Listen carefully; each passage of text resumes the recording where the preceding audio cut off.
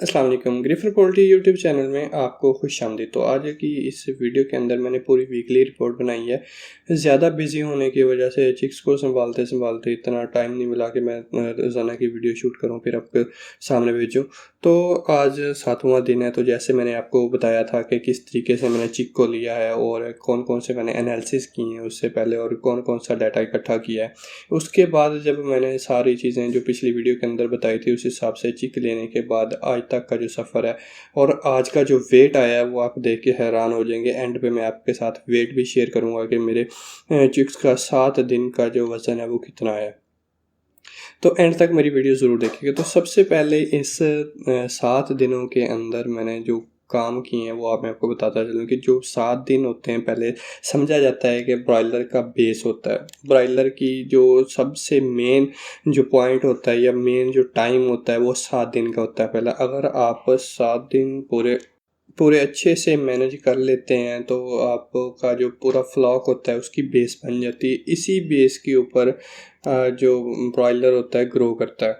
अब देखें कि जिस मकान की बुनियाद अच्छी होती है वो लॉन्ग लास्टिंग होता है और ज़्यादा देर तक खड़ा रहता है। इसी तरीके से अगर आपने ब्रॉयलर की बेस अच्छी कर ली है तो आपका जो वेट गेन होगा और जो एफसीआर होगी या आपका प्रॉफिट होगा वो इंक्रीज़ हो जाएगा। तो इसके अंदर इतना आपने टाइम देना है। तकरीबन आपने क्या करना है कि 24 घंटे के अंदर 18 घंटे आपको चिक्स के साथ रहना पड़ता है। इसको आप एक मशहूर मकौला है कि अगर आपके चिक्स हैं तो अब उनको आपने अपने बच्चों की तरह आपने पालना है। जैसे हम छोटा बच्चा होता है उसको पालते हैं, उसको मतलब कि सर्दी गर्मी से बचाते हैं, तो इसी तरीके से इसका हमने टेम्परेचर मेंटेन करना होता है और ह्यूमिडिटी को मेंटेन करना होता है जो कि बहुत इम्पोर्टेंट है। तकरीबन मैं हर दफ़ा यही कहता हूँ कि आपने जो फर्स्ट 7 डेज़ के अंदर ह्यूमिडिटी होती है वो आपने तकरीबन 80% तक रखनी होती है।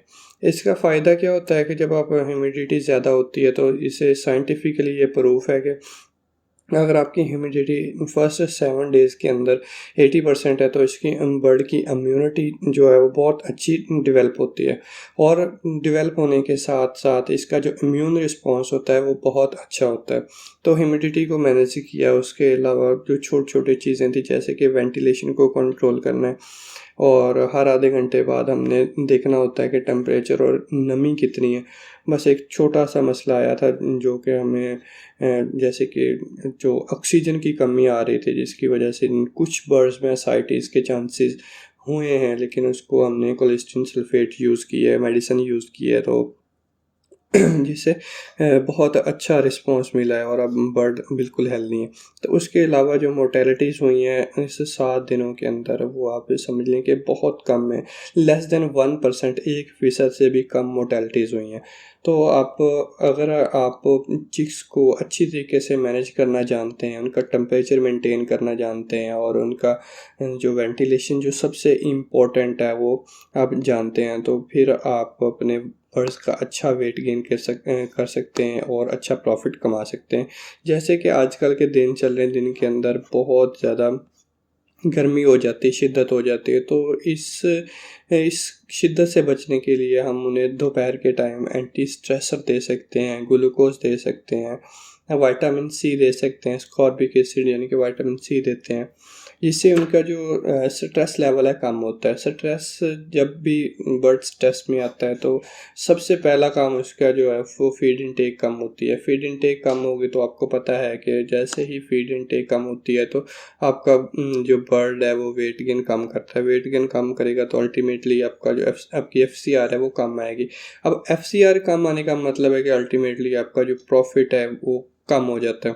तो इन सब चीज़ों को आपने मद्देनज़र रखना है और पहले चंद दिनों के अंदर हमने मैनुअल निप्पल लगाने के बजाय हमने जो निप्पल लाइन ही लगाई रखी, जिससे क्या हुआ कि जो एक छोटा सा प्रॉब्लम ये हुई कि जो चिक्स थे वो उनको जो प्रेशर वो मेंटेन नहीं हो सका और मेंटेनेंस की ना मौजूदगी की वजह से क्या हुआ है कि थोड़ा सा लीटर गिला हुआ उसको चेंज किया, लेकिन बाद में उसे हमने अच्छे तरीके से मैनेज कर लिया। तो आपने ये छोटी छोटी चीज़ें हैं, अगर आप एक प्रेशर मेंटेन भी नहीं आप कर सकते तो आप क्या है कि आपका जो फ्लॉक है वो वाला वज़न नहीं देगा। तो अगर मैं आपको दिखाऊंगा, एंड पे दिखाता हूँ कि जो हमने वज़न किया है वो आपको कोई भी से भी रैंडम हम चिक्स उठा लेंगे और उसका वज़न करके आपको दिखाएंगे, आपके सामने ही वज़न करेंगे।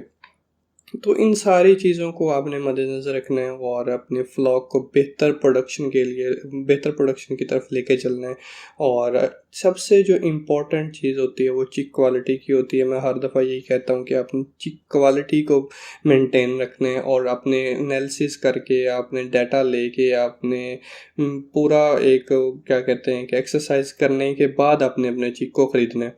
फिर आपको देखें, अगर आपके जो चिक पहले से ही कोई कैरियर है या उसके अंदर साल्मोनेला माइकोप्लाज्मा है, तो क्या होगा कि जो बर्ड के अंदर पहले से ही बैक्टीरिया मौजूद है और वो क्या करेगा कि आपके बर्ड को बीमार करेगा और उसका वेट गेन नहीं होगा, स्ट्रेस के अंदर रहेगा। सबसे अहम चीज़ जो होती है वो फ़ीड होती है कि आपने उसको फ़ीड खिलानी होती है, मैक्सिमम खिलानी होती है। और जो टेम्परेचर वो 32 होता है ब्रूडिंग के अंदर, और मैक्सिमम फ़ीड खिलाने के लिए आपको चाहिए कि आप बजाय इसके कि ट्रेस के अंदर या आप फीडर के अंदर अपनी फ़ीड रखें और इसको आपको नीचे गिरा देनी चाहिए। नीचे आपने कोई पेपर लेके, जैसे हम आजकल न्यूज़पेपर यूज़ करते हैं या ब्रूडिंग पेपर होता है वो बायोडिग्रेडेबल होता है। लेकिन हमने क्या करना है कि कोई भी जो सस्ता मटेरियल होगा जो कि आपको नुकसान ना दे, आपके बर्ड्स को नुकसान ना दे, ताकि ईटिंग करने बर्ड अगर वो पेपर भी ईट कर ले तो उससे उनको इफ़ेक्ट ना हो। तो उससे अपने बचने के लिए आपने क्या करना है कि ब्रूडिंग पेपर ले लेना है, उसके ऊपर अपने फीड को 3 दिन की फीड जो होगी वो अपने गिरा देनी।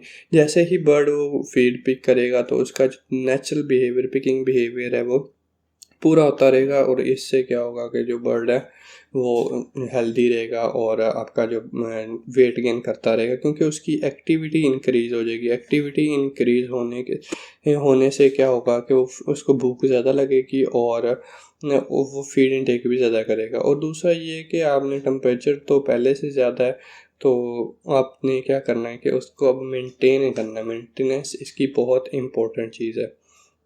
जब आप फार्मिंग कर रहे होते हैं तो फार्मिंग कोई आसान काम नहीं है। अगर आप ये कहें कि आज चीज़ा चूज़ा डाला हमने और 35 दिन के बाद ये 2 किलो का या 2.5 किलो का हो जाएगा, तो ऐसा कुछ नहीं होता है। ऐसा कुछ नहीं होता है, इसको आपको टाइम देना पड़ता है और इसके ऊपर आपका जो एनर्जी है वो सर्व करनी पड़ती है, आपका कैपिटल जो होता है वो इधर सर्व होता है। तो फिर जाके आपका जो बर्ड है, आपकी मैनेजमेंट इंतहाई इम्पोर्टेंट चीज़ है।